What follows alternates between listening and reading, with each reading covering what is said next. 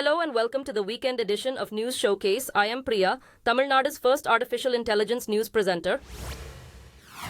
The BJP of Prime Minister Narendra Modi is holding its national convention in Delhi, which comes ahead of India's general election, which is due by May. According to reports, over 11,000 members are participating in the meeting. Federal ministers, leaders from the states, lawmakers and party officials are said to be among them. The convention is expected to discuss strategies for the election and review the level of preparedness for the polls. The BJP has expressed confidence of a landslide win and said it will cross the 400 mark with the backing of its allies in the 545-member lower house of parliament.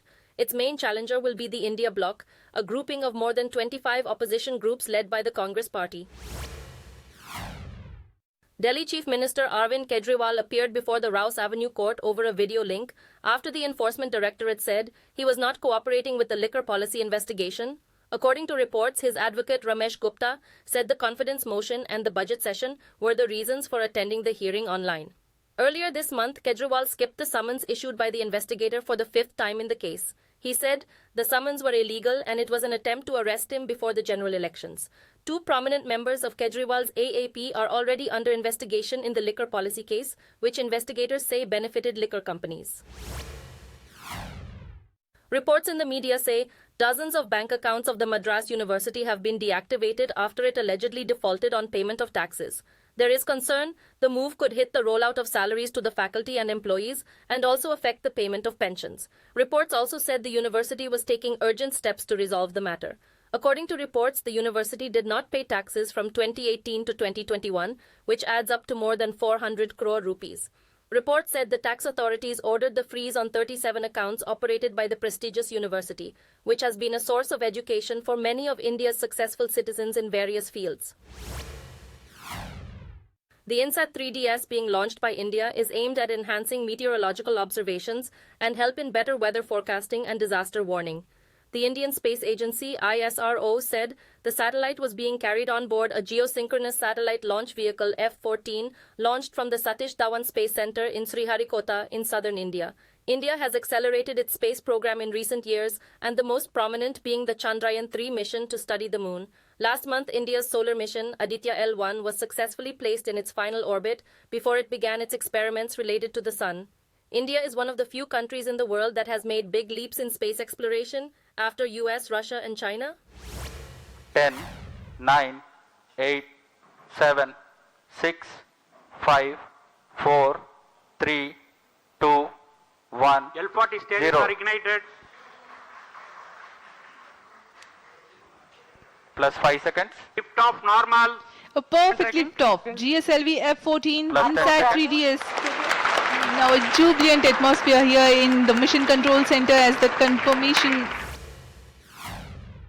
India's External Affairs Minister has held a meeting with his US counterpart on the sidelines of the Munich Security Conference in Germany.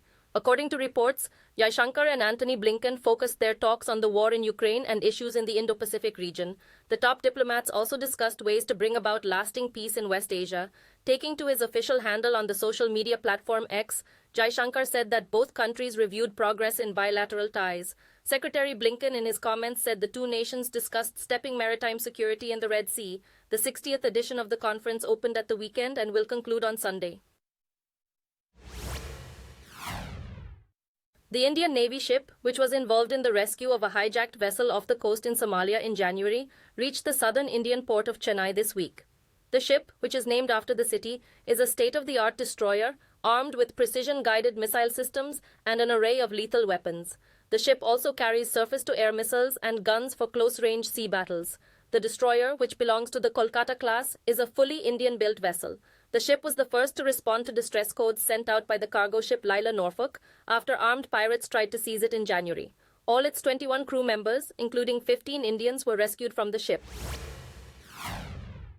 India's elite naval unit, Marcos, or Marine Commandos, who are deployed on frigates and destroyers like INS Chennai, marked their 38th raising day this week. Founded in 1987 and modeled on the American Navy SEALs, they are one of the country's best-trained special forces. The commandos operate in a variety of harsh environments including land, air, and sea, and undergo rigorous training to perform stealthy and swift operations. Reports say the commandos had backed up police in anti-terror operations in the rivers in Jammu and Kashmir and were also airdropped on Indian ships involved in recent anti-piracy operations near Somalia. Over the years, the force has consistently accumulated experience and developed an international reputation for professionalism. Congress politician Nakul Kamal Nath gave a strong indication of a potential political change when he deleted the party's name and logo from his social media bio. It comes a day after Madhya Pradesh BJP chairman V.D. Sharma stated that certain Congress leaders were unhappy with the party's leadership. Rumors that Nakul Nath's father, former Chief Minister of Madhya Pradesh Kamal Nath, would also join the BJP were aroused by his action. According to media reports, there's speculation that Kamal Nath might join the BJP in the next 48 hours. This might be a serious setback for the Congress party, which is struggling to keep its allies together before the polls. Vigils and protests have been held near Russian embassies in many countries after President Vladimir Putin's most prominent critic, Alexei Navalny, died in prison in Russia's Arctic region. He was jailed in 2021 on allegations, which many believed had a political motive. Navalny was sentenced to 19 years in prison on charges that he had founded and funded an extremist organization, which he had denied. Reports stated that more than 100 street protesters were arrested in Russian towns as news of his death was reported. US President Joe Biden has blamed Putin for the death of the anti-Kremlin activist who was taken ill some years ago, which was suspected to be the result of poisoning. Make no mistake, Putin is responsible for Navalny's death. Putin is responsible. What has happened to Navalny is yet more proof of Putin's brutality. No one should be fooled, not in Russia, not at home, not anywhere in the world. Putin does not only target his citizens of other countries. Reports from Ukraine says the military has removed its soldiers from the town of Avdiivka, which was under Russian siege for several months. A Ukrainian commander said troops were relocated for practical reasons to avoid encirclement and preserve the lives and health of service personnel. The military also said the Russians were advancing and had a significant artillery advantage around the town. After months of intense combat, the town, which is the entry point to Donetsk city that Russia has controlled, is now all but devastated. The fall of the town is the biggest military victory for the Russians since they took control of the neighboring town of Bakhmut in May 2023. The fall of Avdiivka comes just days before the second anniversary of the Russian invasion of Ukraine. The party of Pakistan's ex-premier Imran Khan, which won the most seats but was unable to form a government, has opted to take the role of opposition in the National Assembly. In the election earlier this month, independent candidates, the majority of whom were supported by Khan's PTI party, won 93 of the 265 seats in parliament. But PTI's two main opponents, PMLN and the PPP, announced a post-election alliance to form a coalition government. PTI said it will stage peaceful statewide rallies against alleged cheating and said at least 85 seats it had won in parliament had been stolen in what it called the biggest voter fraud in the nation's history. It also hinted at taking legal and constitutional action to address the issue of rigging. A judge has decided that former President Donald Trump must pay about $355 million to the state of New York for lying about the worth of his properties. Judge Arthur Engoron also prohibited him from holding directorships in companies or obtaining bank loans in the state for a period of 3 years. The New York real estate tycoon avoided bankruptcy by having a few of his businesses liquidated. Trump declared that he will file an appeal and said the decision by the judge was a witch hunt and that he was being fined for building a perfect company. Trump also owes writer E. Jean Carroll $83.3 million as penalty in a different defamation lawsuit. According to reports, massive construction activity is underway along Egypt's border with Gaza, and satellite photographs suggest that the work is related to a project to shelter Palestinian refugees. According to unidentified Egyptian sources, the construction is being done in Egypt's North Sinai region to create a walled enclosure and an isolated buffer zone in case Israel proceeds with its planned ground invasion in Gaza's southernmost city of Rafah. A human rights organization study claims that barriers up to a height of 7 meters are being built in the area. Egypt has categorically denied having made any such plans.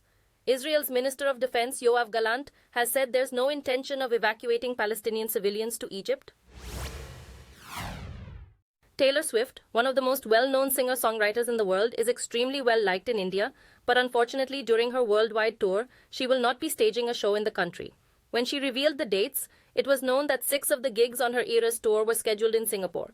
The arrangement was part of the deal with her concert promoter, Anschutz Entertainment Group, and the government of Singapore. Under the deal, Taylor Swift is not allowed to perform anywhere in Southeast Asia during the tour.